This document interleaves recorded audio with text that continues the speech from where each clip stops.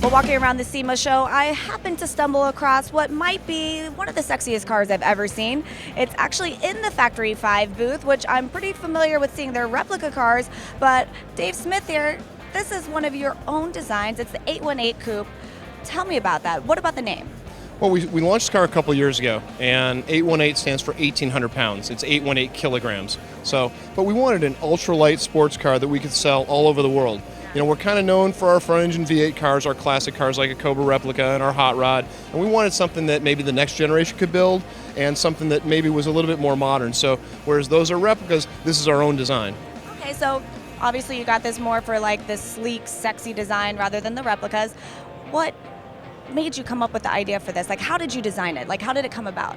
Well, we wanted our own design, right? And so we set a bunch of design goals of things that would make it easy to export, something that could be used, maybe running gear that's available all around the world. But the cool thing about the 818 is I wanted it to be kind of like a Swiss Army knife. You know, I wanted to be able to launch a street car, and then we came out with a race car, and that was last year at SEMA. Well, this year we came out with this Coupe version. So it's really an all-weather car. It's more drivable. It's more usable. You can put air conditioning in it. So it was the third bite at the apple. And when we did it, we did some engineering changes to it. We modified the front end, made it a little sexier. The first front end was good. This is great. And the Coupe really changes the look of the car. It's more sleek. It's more sexy.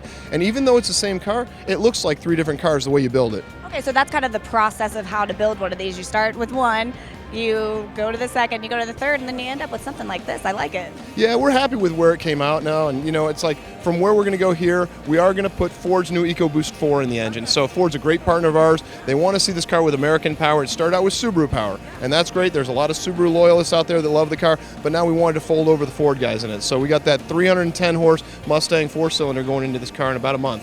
And 1,800 pounds? Yeah, 1,800 pounds and 300 horsepower, and you can tune it to 345. It looks very aerodynamic. Yeah, it is. It's been wind tunnel tested, and Jim can tell you about the engineering on that. Okay, yeah, you're obviously from the engineering side. Yep. Let's get some specs on this. So basically, it's run off Subaru running gear. It takes the engine out of the front of the Subaru and the transmission. We put it in the back. So it's actually a mid-engine car.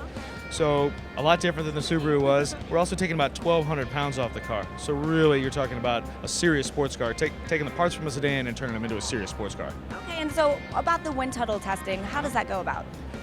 What we do is we bring as many different configurations as we can. We want to test different front ends, different scoops. There's a lot of cooling issues with a mid-engine car. You need to get air in the back, so we test a lot of different ways of doing that.